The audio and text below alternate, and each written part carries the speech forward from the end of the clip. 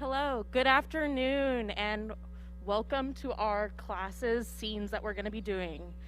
This is English 353, Shakespeare and His Contemporaries, and thank you, and I have a brief introduction for you all.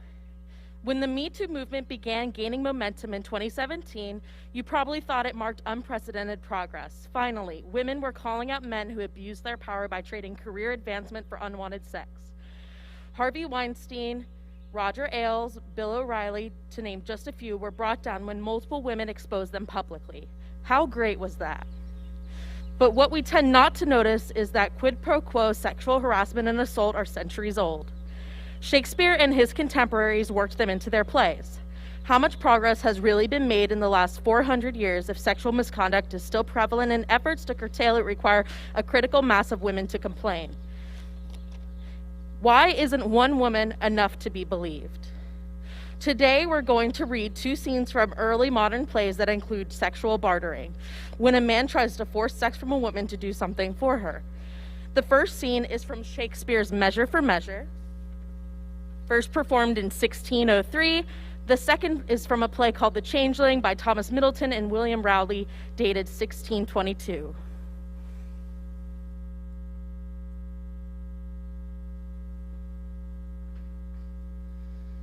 In Measure for Measure, the rightful Duke of Vienna has left a substitute named Angelo in his place. Immediately, Angelo arrests a young man, Claudio, for impregnating his fiancée. Although Claudio has every intention of marrying her, Angelo sentences Claudio to death. Claudio's sister, Isabella, is about to enter a convent, but she takes a detour to beg Angelo for her brother's life. While she pleads, Angelo, who is rigid, frigid, and joyless, is sexually aroused by this would-be nun. He tells her to come back the next day. He'll tell her then whether Claudio can live. When she returns, though, Angelo says he'll only allow Claudio to live if she sleeps with him. As Act 2, Scene 4 opens, Angelo is torn between a guilty conscience and his sexual desire, which ultimately wins out. As the scene unfolds, Angelo struggles to make the chaste and naive Isabella understand what he wants from her.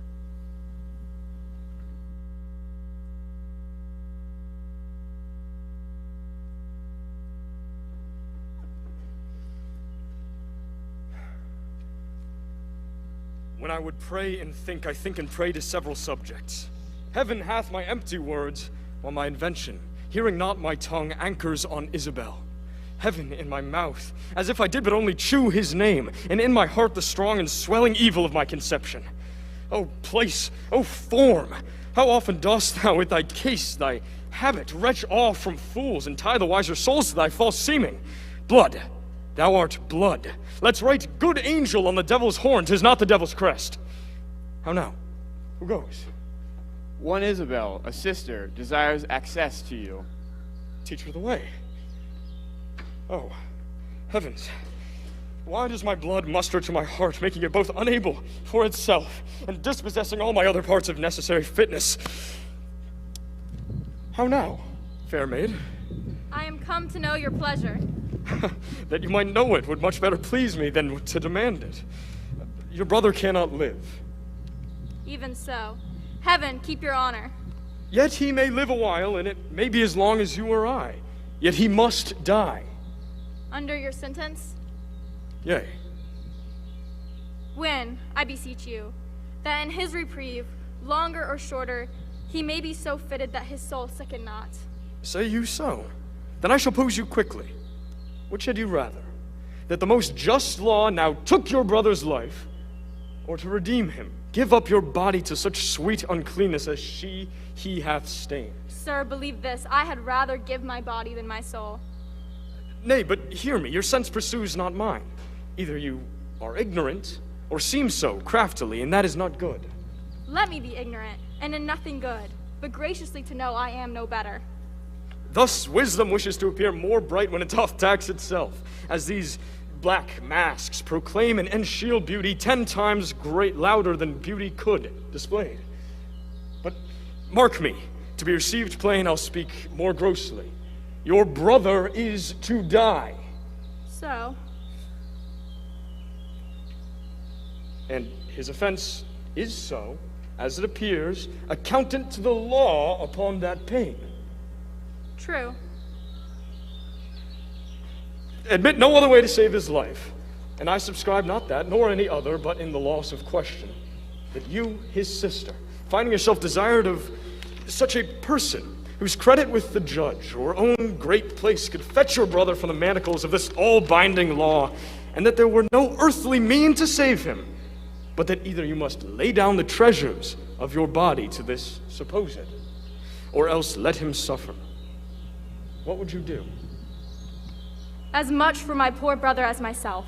That is, were I under the terms of death, the impression of keen whips I'd wear as rubies, and strip myself to death as to a bed that longing have been sick for, ere I yield my body up to shame. Then must your brother die? And 'twere the cheaper way. Better it were a brother died at once, than that a sister, by redeeming him, should die forever. Were you not then as cruel as the sentence that you have slandered so? Ignominy and ransom and free pardon are of two houses. Lawful mercy is nothing kin to foul redemption. You seemed of late to make the law a tyrant, and rather prove the sliding of your brother a merriment than a vice. Oh, pardon me, my lord, it oft falls out. To have what we would have, we speak not what we mean. I something do excuse the thing I hate, for his advantage that I dearly love. We are all frail. Else let my brother die, if not a fettery, but only he. Oh, and succeed thy weakness. Nay, women are frail too. Let me be bold. I do arrest your words. Be that you are, that is, a woman. If you be more, you're none. If you be one, as you are well expressed by all external warrants, show it now by putting on the destined livery. I have no tongue but one. Gentle, my lord, let me entreat you speak the former language. Plainly conceive, I love you. My brother did love Juliet, and you tell me he shall die for it. He shall not, Isabel, if you give me love. I know your virtue hath a license in it, which seems a little fouler than it is to pluck on others. Believe me, on mine honor, my words express my purpose. Ha! Little honor to be such believed, and most pernicious purpose. Seeming. I will proclaim the Angelo, look for it. Sign me a present pardon for my brother, or with an outstretched throat I'll tell the world aloud what man thou art. Who will believe thee, Isabel? My unsoiled name, the austereness of my life, my vouch against you, and in my place in the state will so your accusation overweigh, that you shall stifle in your own report and smell of calumny. I have begun, and now I give my sensual race the rein. Fit thy consent to my sharp appetite, lay by all nicety and prolixous blushes that banish what they sue for. Redeem thy brother by yielding up your body to my will, or else he must not only die the death, but thy unkindness shall his death draw out to lingering sufferance. Answer me tomorrow, or live by the affection that now guides me most. I will prove a tyrant to him. As for you, say what you can. My false overweighs your true. To whom should I complain? Did I tell this, who would believe me? All to my brother. Though he hath fallen by prompture of the blood, yet hath he in him such a mind of honor, that had he 20 heads to tender down on 20 bloody blocks, he'd yield them up, before his sister should her body stoop to such a poured pollution. Then Isabel, live chaste, and brother, die. More than our brother is our chastity. I'll tell him yet of Angelo's request, and fit his mind for death, for his soul's rest.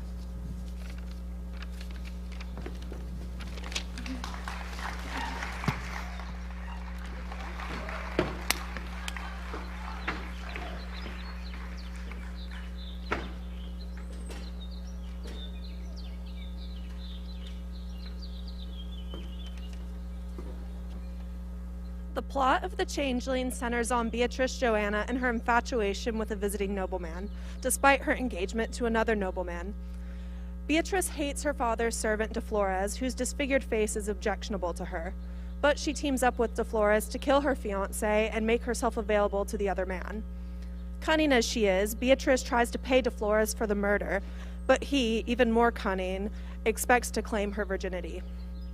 In Act 3, Scene 3, we see De Flores demand sexual favors in exchange for the acts he committed on Beatrice's behalf. She gradually understands that the money she thought would buy him off will not satisfy him. He manipulates her psychologically into admitting that she is as guilty of the murder as he is. He even shows her the finger he's cut from her fiancé's corpse so that he can steal the ring from it. She eventually sees that if he's caught, he'll expose her. She has no choice but to surrender to him.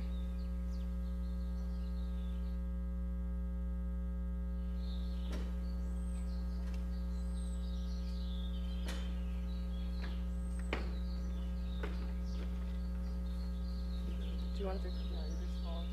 I mean, I don't know. We ready?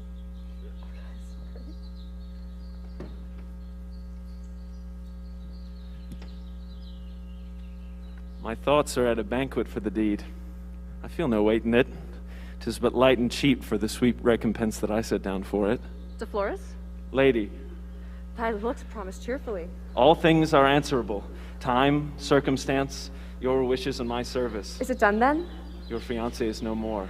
My joys start at my eyes. Our sweet delights are evermore born weeping. I have a token for you. For me? It was sent somewhat unwillingly. I could not get the ring without the finger. Bless me, what hast thou done? What? Was that more than killing the whole man? I cut his heartstrings. A greedy hand thrust in a dish at court, and a mistake hath had as much as this. 'Tis the first token my father made me send him. And I made him send it back again for his last token. I was loath to leave it, and I'm sure dead men have no use for jewels. He was loath to part with it, for it stuck as if the flesh in it were made of one substance. At the stag's fall, the keeper has his fees. 'Tis soon applied. All dead men's fees are yours, sir. I pray, bury the finger, but the stone you may make use on shortly. The true value, taketh of my truth, is near 300 ducats. 'Twill hardly buy a cap case for one's conscience, though, to keep it from the worm, as fine as it is. Well, being my fees, I'll take it. Great men have taught me that, or else my merit would scorn the way on it. It might justly, sir. Why thou mistakest, De Flores. 'Tis not given in state of recompense. No? I hope so, lady. You should soon witness my contempt for it then. 'Tis resolved then. Look you, sir. Here's 3,000 golden florins. I have not meanly thought upon thy merit. What? Salary? Now you move me. How, De Flores? Do you place me in the rank of verminous fellows to destroy things for wages? All for gold? The lifeblood of man? Is anything valued too precious for my recompense? I understand thee not. I could have hired a journeyman in murder at this rate, and mine own conscience might have slept at ease, and have had the work brought home. I'm in a labyrinth. What will content him? I would fain be rid of him. I'll double the sum, sir. You take a course to double my vexation, that's the good you do. Bless me. I am now in worse plight than I was. I know not what will please him.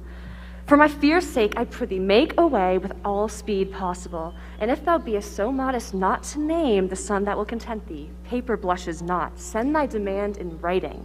It shall follow thee, but prithee, take flight. You must fly too, then. I? I'll not stir a foot else. What's your meaning?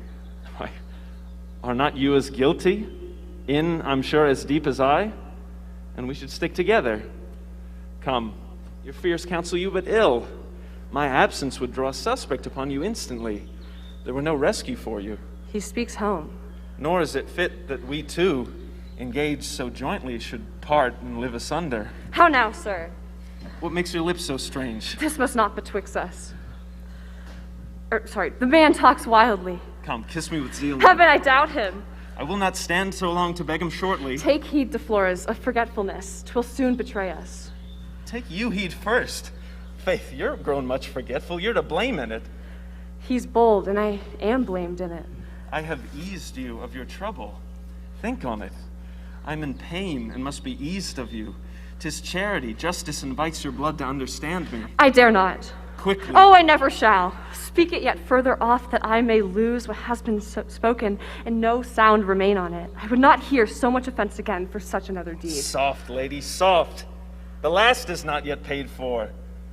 Oh, this act has put me into spirit. I was greedy on it as the parched earth of moisture when the clouds weep. Did you not mark? I wrought myself into it, nay, sued and kneeled for it. Why was all that pains took? You see, I've thrown contempt upon your gold, not that I want it not, for I do, piteously, in order I will come to it and make use on it. But 'twas not held so precious to begin with, for I place wealth at the heels of pleasure. And were I not resolved in my belief that thy virginity were perfect in thee, I should but take my recompense with grudging, as if I had but half my hopes I agreed for. Why, 'tis impossible thou couldst be so wicked or shelter such a cunning cruelty, to make his death the murder of my honor. Thy language is so bold and vicious, I cannot see which way I can forgive it with any modesty. You forget yourself. A woman dipped in blood, and talk of modesty. Oh, misery of sin! Would I have been bound perpetually unto my living hate in that fiancé than to hear these words? Think but upon the distance that creation set twixt thy blood and mine, and keep thee there. Look you but into your conscience, read me there. 'Tis a true book, you'll find me there your equal. Fly not to your birth, but settle you in what the act has made you. You're no more now. You must forget your parentage to me. You're the deed's creature. By that name you lost your first condition, and I challenge you as peace and innocence he has turned you out and made you one with me. With thee, foul villain? Yes, my fair murderess. Do you urge me? Though thou right's made, thou whore in thy affection. 'Twas changed from thy first love, and that's a kind of whoredom in thy heart. And he's changed now to bring thy second on, thy new beloved, whom by all sweets that ever darkness tasted, if I enjoy thee not, thou never enjoyest. I'll blast the hopes and joys of marriage. I'll confess all. My life I rate it nothing. De Flores. I shall rest from all love's plagues then. I live in pain now. The flame-shooting eye will burn my heart to cinders. Oh, sir, hear me. She that in life and love refuses me, in death and shame shall my partner be. Stay, hear me once for all. I make thee master of all the wealth I have in gold and jewels. Let me go poor unto my bed with honor. I am rich in all things. Let this silence thee. The wealth of all Valencia shall not buy my pleasure from me. Can you weep fate from its determined purpose? So soon may you weep me. Vengeance begins. Murder I see is followed by more sins. Was it my creation in the womb so cursed, it must engender with the viper first? Come, rise and shroud your blushes in my bosom. Silence is one of pleasure's best receipts. Thy peace is wrought forever in this yielding. Alas, how the turtle pants. Thou'd love anon what thou so fearest and faintest to venture on.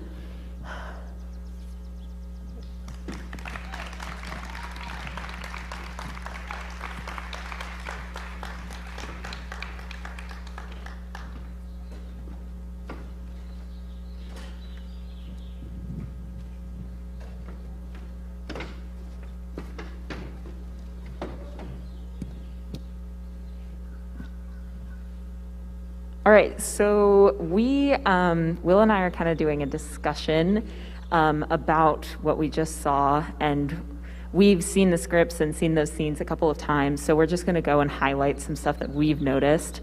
We'll ask for questions if you have any at the end or near the middle, so just be thinking if you want.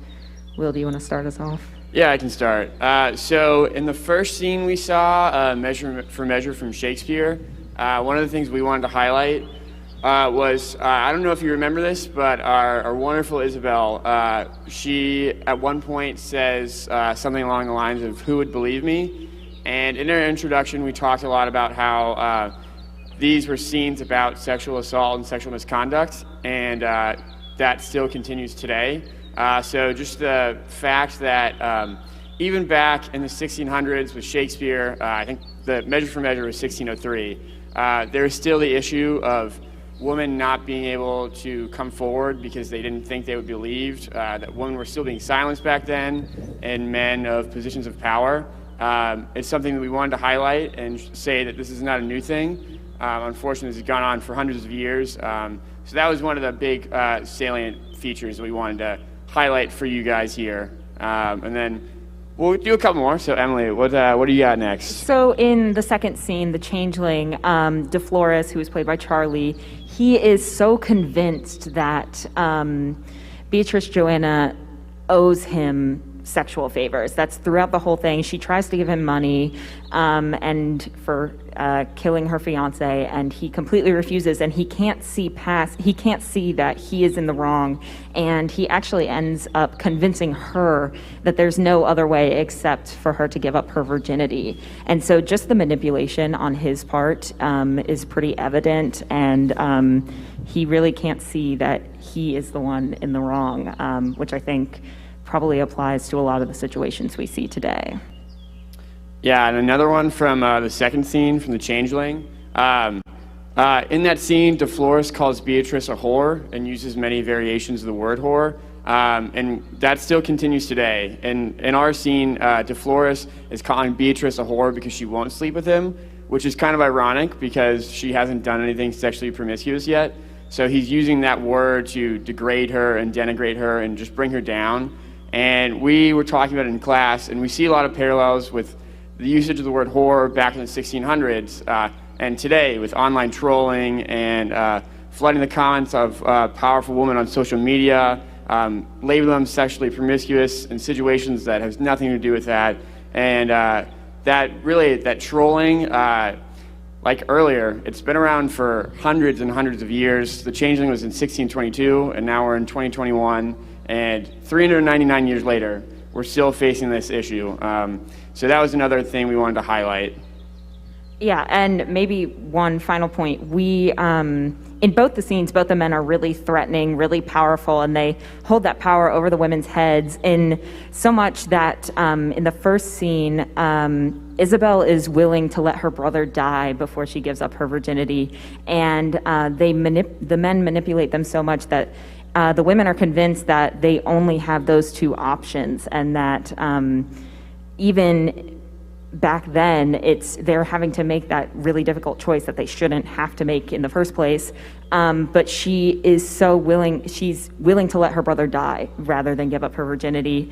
And the powerful place that the men are in allow them to manipulate them in that way. And so it's usually, in the cases we see today, powerful men who hold the women's fates in their hand and they feel like they have no other option. So yeah, those are just a couple of points we wanted to highlight for you guys, really help you process and understand what you saw. We know we're kind of putting you on the spot, but if you have any questions, Emily and I would love to answer them, talk them through, so feel free to shout them out. Yeah, Jared? I'm wondering if your class discussed the intention behind including those scenes, those words when they were written. Like, was that just purely a reflection of the time that they were written, or were they included in an attempt to draw attention to these issues? Or was there any advocacy work going on in those inclusions, or is it more just a reflection of the time that they were written? Yeah, I can take a first stab at it, and then Emily can back me up. I think a little bit of both. I don't think we should delude ourselves by any means and think that Shakespeare and Rowley were quite on par with the work that's being done today. There's some problematic stuff in some of the plays we read, like we read The Jew of Malta and The Merchant of Venice, and there's some really anti-Semitic stuff in that we talked about. But by the same token, these plays are very intentional. Everything that's included in them is there for a reason. And I think maybe not to be an activist on the part of these women, but Shakespeare and his contemporaries were aware that these were problems that were facing society at the time. And while they may not take as clear a stance as we would like by our modern day standards, the fact that they're there does kind of muddy the waters, and these are complex issues, and they were complex back then too, so there's no real right or wrong answer that the play offers, but the fact that they're there means that people were talking about this.